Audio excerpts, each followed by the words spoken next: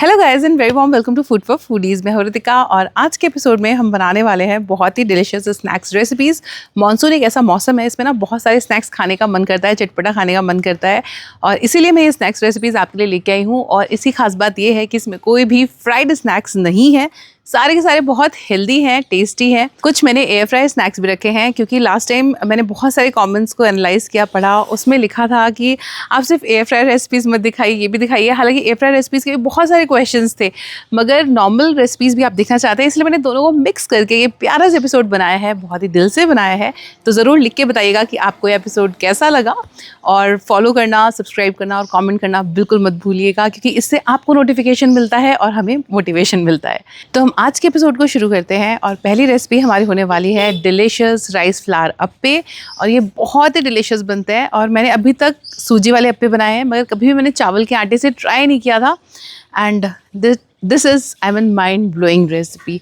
इसकी एक और रेसिपी है जो मैंने बनाई है राइस फ्लावर अप्पे, वो शायद थोड़े दिन में आएगी, मैं आपके साथ में ज़रूर शेयर करूँगी। आइए इस एपिसोड को शुरू करते हैं। कॉर्न एंड पनीर के appe and that too gluten free. जी हाँ, ये बने हैं चावल के आटे से।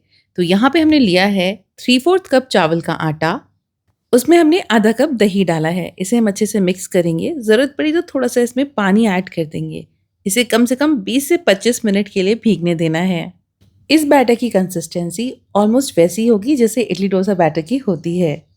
ये रेसिपी ब्रेकफास्ट के लिए प्लस अगर आप ग्लूटेन फ्री डिनर देख रहे हैं ना, उनके लिए भी बहुत अच्छी है। इन अप्पों को फ्लफ़ी बनाने के लिए हमें इतना विस्क करना पड़ेगा, इसलिए मैंने फुटेज ऐड की है। तो यहाँ पे हम इसे ढक के रख देंगे और अब इसको हम करेंगे सीज़न तरह तरह के मसालों से, साथ में बहुत ही सारे फ्लेवर्स डालेंगे। तो सबसे पहले मैंने यहाँ पे अदरक, हरी मिर्च और धनिया डाला, फिर उबले हुए कॉर्न्स और ये छोटे छोटे कटे हुए पनीर। सीजनिंग में सिर्फ ज़ीरा जाएगा और थोड़ा सा नमक जाएगा। आप चाहें तो हल्की सी लाल मिर्च ऐड कर सकते हैं, बट आजकल हरी मिर्ची इतनी तीखी आ रही है, तो इन्हें हमें अच्छे से मिक्स कर देना है और अब हमारा बैटर रेडी है। लेकिन ये बैटर जो है नेचुरली फ्लफी नहीं होता क्योंकि ये फर्मेंटेड नहीं है, इसीलिए मैंने यहाँ पे आधा चम्मच इनो ऐड किया है और उसके ऊपर ज़रा सा पानी डाला है। इससे हमारे जो अप्पे हैं वो बहुत ज़्यादा सॉफ्ट एंड फ्लफी बनेंगे। I mean soft from inside, बाहर से तो ये बहुत ही क्रिस्पी बनते हैं चावल के आटे की वजह से। यहाँ पे आप बैटर की कंसिस्टेंसी को ध्यान से देखिएगा।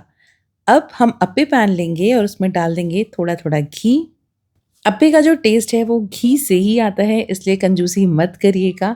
और एक एक कैविटी में हम एक एक बड़ा चम्मच ये बैटर डालते जाएंगे। क्या आपने चावल के आटे के अप्पे पहले ट्राई किए हैं? मुझे कमेंट में लिख के ज़रूर से बताइएगा। अब यहाँ पे हम इसे ढक के कम से कम 3 से 4 मिनट के लिए पकाएंगे और उसके बाद फ्लिप करेंगे। फ्लिप करने से पहले हल्का सा घी ज़रूर लगा दीजिएगा, इससे टेस्ट बेटर आता है। अब इन्हें मैंने फ्लिप कर दिया है, सारे अप्पे एक तरफ से बिल्कुल गोल्डन हो गए हैं, क्रिस्पी हैं। जब हम अप्पों को दूसरी तरफ से पकाते हैं यानी फ्लिप करके, तब इन्हें बिना ढके पकाना होता है ताकि जो ऊपर की लेयर है उसकी क्रिस्पीनेस बनी रहे। तो आइए अब इन्हें गर्मा गर्म सर्व कर लेते हैं। ये रेसिपी टिफ़िन के लिए भी बिल्कुल परफेक्ट है। इतनी क्रिस्पी तो नहीं रहती, लेकिन हाँ अच्छी लगती है। Did you taste? No. Huh? Rice appe. This is corn. Hey, oh! This is corn and paneer. Good. It's very good. I like it. Yeah. तो ये थी हमारी राइस फ्लावर अप्पे की रेसिपी और इसके बाद हम आगे बढ़ते हैं और इसमें मैं बनाने जा रही हूँ बहुत ही ज़्यादा सिंपल एंड टेस्टी मसूर की दाल के कबाब। दाल कबाब बहुत अच्छे लगते हैं, आप इन्हें स्नैक्स में, डिनर में, स्टार्टर में किसी भी तरह से यूज़ कर सकते हैं। और यहाँ पे मैंने इन्हें पैन फ्राई किया है या ये तवे पे सेका है, पैन पे सेका है। आप चाहें तो इन्हें डीप फ्राई भी कर सकते हैं। और जितने क्रिस्पी हमारे वो थे अप्पे थे, उतने ही टेस्टी हमारे कबाब बनते हैं। अगर आप इन्हें तवे पे सेक के बनाएंगे तो बिल्कुल मेल्ट इन माउथ बनेंगे और अगर आप इन्हें डीप फ्राई करेंगे तो एकदम क्रिस्पी बनेंगे। तो आइए देखते हैं डिलीशियस दाल के कबाब, मसूर की दाल के कबाब। और आज मैं ना इसे बहुत ही सिंप्लीफाइड वे में आपके साथ में शेयर करने वाली हूँ। ग्लूटेन फ्री है, हाई इन प्रोटीन है। आप इसे फ्राई भी कर सकते हैं, शैलो फ्राई भी कर सकते हैं और एयर फ्राई भी कर सकते हैं। तो यहाँ पे कुकर में हमें डाल देना है थोड़ा सा घी, उसमें ज़ीरा, साथ में एक तेज पत्ता और एक दालचीनी का पीस। और अब हम इसमें डाल देंगे रफली चॉप किया हुआ प्याज। यहाँ पे चॉपिंग करने का ये फ़ायदा है कि बाद में हमें ग्राइंडिंग का कोई स्ट्रेस नहीं लेना पड़ेगा। और हाँ, प्याज के साथ में थोड़ी सी हरी मिर्च भी डाली है। अदरक लहसुन को मैंने इसमें कूट के डाला है, लहसुन ज़्यादा, अदरक कम। इन सभी चीज़ों को हमें अच्छे से भून लेना है और अब हम इसमें डाल देंगे मसूर की दाल। अब यहाँ पे जो दाल है इसको हमने तकरीबन 4 से 5 घंटे के लिए भिगो लिया था। मैं ये कबाब शाम के डिनर के लिए बना रही थी। हमारे यहाँ इन कबाब्स के साथ में रोटी के रैप्स बनते हैं, बहुत ही बढ़िया लगते हैं।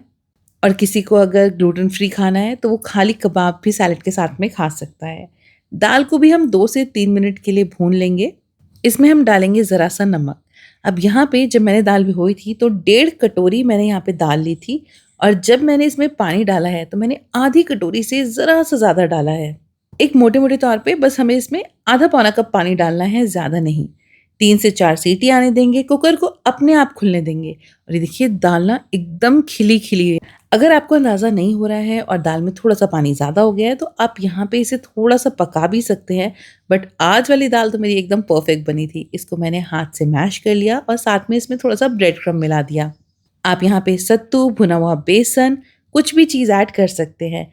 इसको हम फाइनली थोड़े से मसालों के साथ में सीजन करेंगे जिसमें नमक, लाल मिर्च, गरम मसाला और सिनेमन पाउडर है। एक खास टिप, अगर आपके पास में नटमेग पाउडर है यानी कि जायफल का पाउडर तो वो भी डालिएगा, उससे बहुत ही बढ़िया टेस्ट आता है और नींद भी बहुत अच्छी आती है।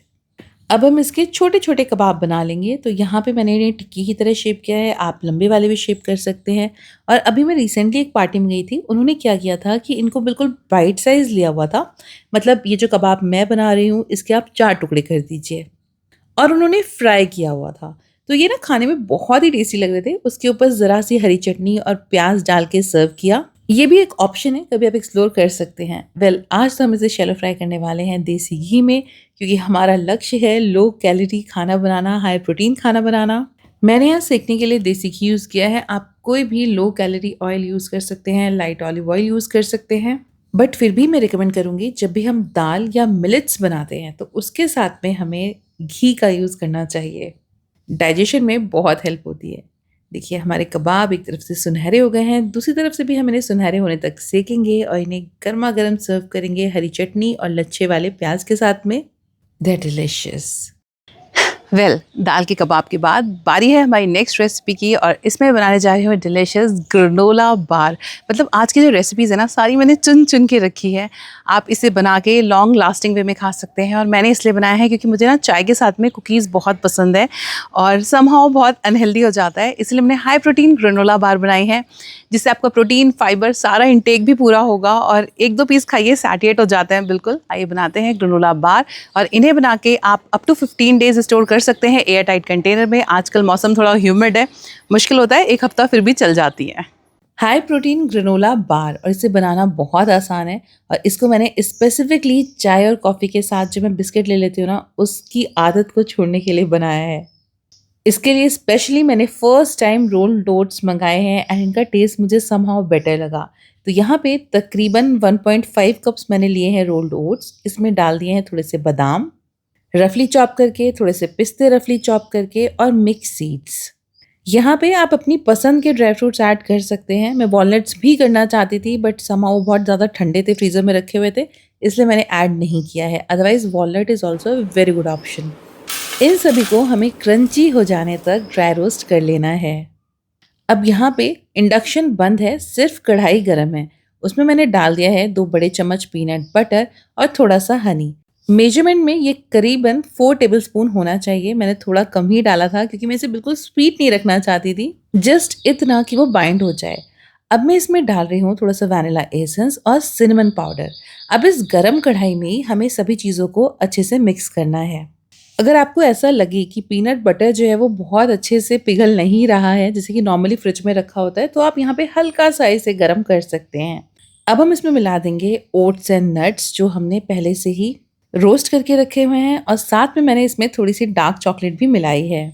अगर आप ग्रेनोला बना के रखना चाहते हैं तो यहाँ पे आप गैस ऑन कर लीजिए, उसे थोड़ा सा और पका लीजिए, एकदम ठंडा हो जाने पे स्टोर कीजिए। मगर आज मैं इनकी बार्स बनाने वाली हूँ तो यहाँ पे मैंने लाइन बेकिंग टिन ले लिया है और इस पे मैंने सारा ग्रेनोला वाला जो मिक्स है उसे फैला दिया है, फ्लैटन कर दिया है।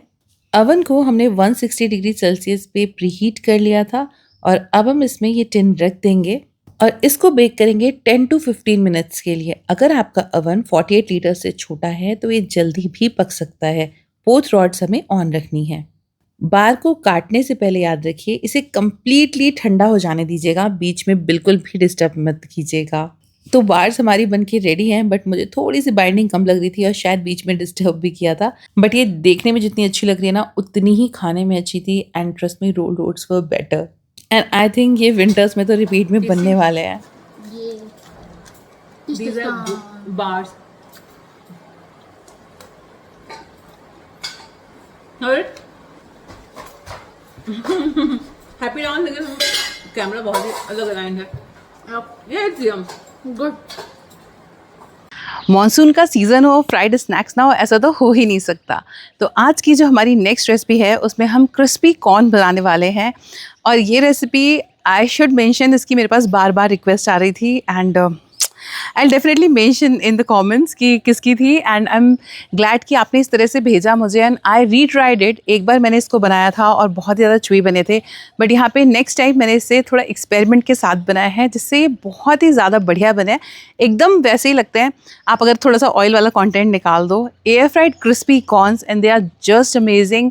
और आप इन्हें कभी बना के इंजॉय कर सकते हैं। आइए इसकी रेसिपी देखते हैं। बस जो टिप्स एंड ट्रिक्स दी है ना, वो पूरी फॉलो कीजिएगा।